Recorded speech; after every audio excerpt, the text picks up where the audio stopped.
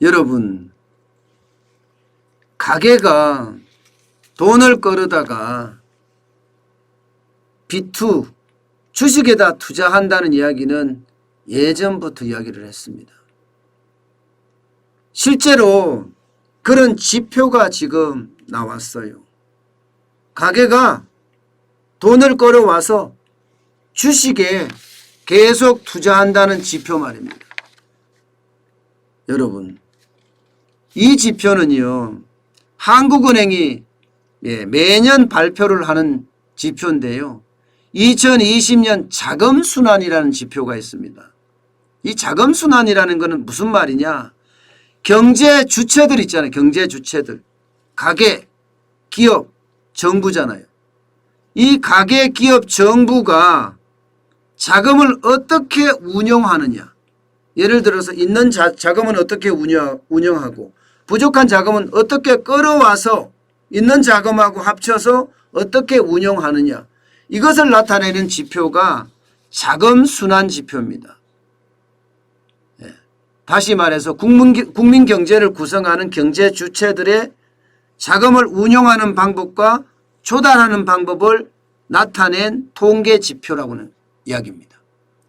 그런데 지금 보시는 것처럼 가게는요, 끌어다 쓴 돈이 자금 조달이니까, 그죠? 자금 조달이 지금 역대 최대라는 겁니다. 역대 최대. 2017년만 하더라도 124조 2천억 원이었는 것이 2018년엔 줄었거든요. 103조로.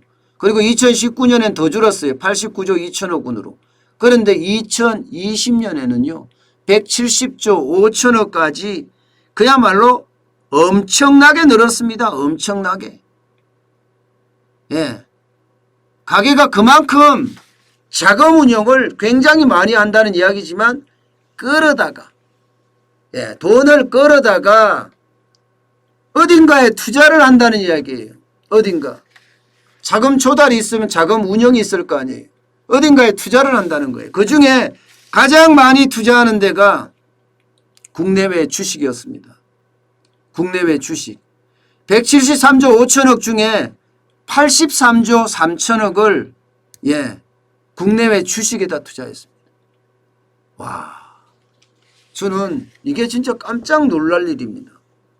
이게 적은 돈이 아니잖아요. 이게 늘어나는 속도가 엄청나기 때문이에요. 국내 주식에만 63조 2천억 원, 해외 주식에도 20조 1천억 원을 투자할 정도예요. 이런 통계 편제를 만든 이유 최대치입니다. 최대치.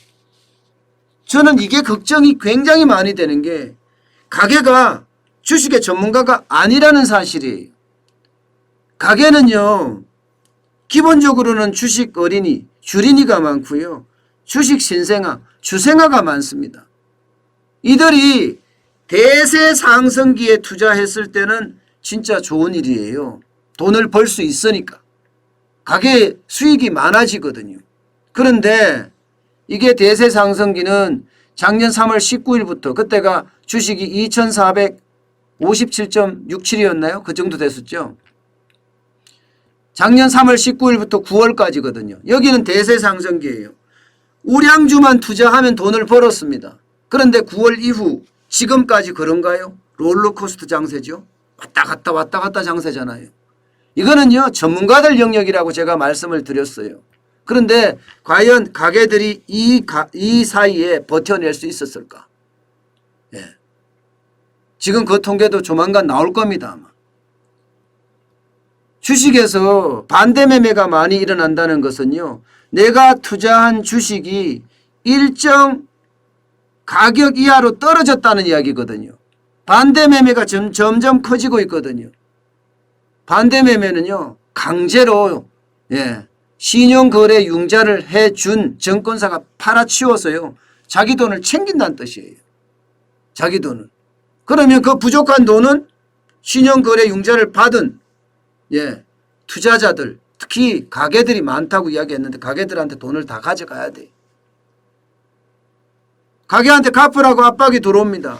그렇게 되면 여러분 생각했던 것보다가 가계부채도 1726조로 많은 데다가 이게 B2에 실패해서 여기서 자금 회수에 걸려드는 그런 가계가 많아진다는 것. 그러면 폭발할 가능성도 있다는 겁니다. 저는 가계가 돈 끌어다 주식을 한 데 대해서는요. 이게 충격으로 갈 수도 있다고 저는 생각을 해요.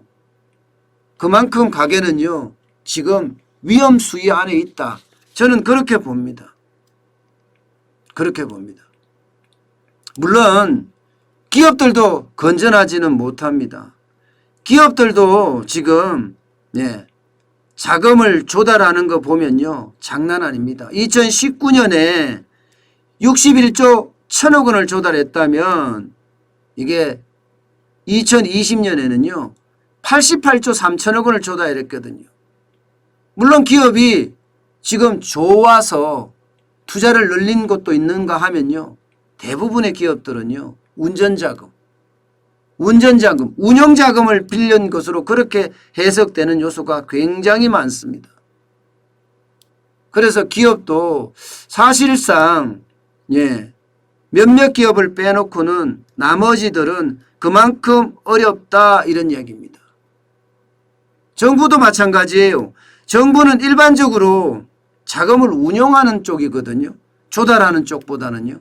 그런데 2020년에는요. 자금을 운용하는 쪽이 아니라 조달하는 쪽으로 나섰어요. 정부가 돈이 없다는 거예요. 국채를 많이 발행한다는 겁니다. 순자금 조달이 27조 1천억 원이나 됩니다. 27조 1천억 원. 이것은요. IMF 때 조달로 돌아선 때 외에는 없어요. 대부분 정부는 자금을 가지고 운영하는 쪽이지 돈을 조달하고 끌어오는 쪽은 아니거든요. 일반적으로 돈을 끌어오는 쪽은 가계와 기업이 대부분 담당을 하고요. 정부는 푸는 역할을 하거든요. 그런데 정부까지 조달로 나섰다는 것은 우리 경제가 그만큼 어렵다는 반증입니다. 저는요. 가계의 어떤 위험이 그 어느 때보다 커진다는 사실. 그래서 그 어느 때보다가 빠르게 실물 경제가 안착을 해야 합니다. 9월에 가면요. 대출 만기 연장이 이제 회복될 수도 있거든요. 다시 말해서 대출 만기 연장 더 이상 연장 안 하는 거예요. 갚으라 할 거예요. 그렇게 됐을 때 경제가 좋아져서 원리금, 원금과 이자를 갚을 수 있으면 좋지만 만약에 갚을 수 없을 때는 그 충격파가 그 어느 때보다 커질 수 있다는 겁니다. 저는 그게 두려워요. 가계부채가 망가지면 은행은 당연히 망가지거든요. 그래서 금융위기로 발전할 수 있고요. 금융위기는 좀 더 확대가 되면 경제위기로까지도 발전이 될 수 있습니다. 지금도 뭐 경제위기라고 이야기하지만 지금과는 확연히 다른 마치 IMF 같은 혹은 금융위기 같은 그런 위기가 올까 솔직히 두렵습니다.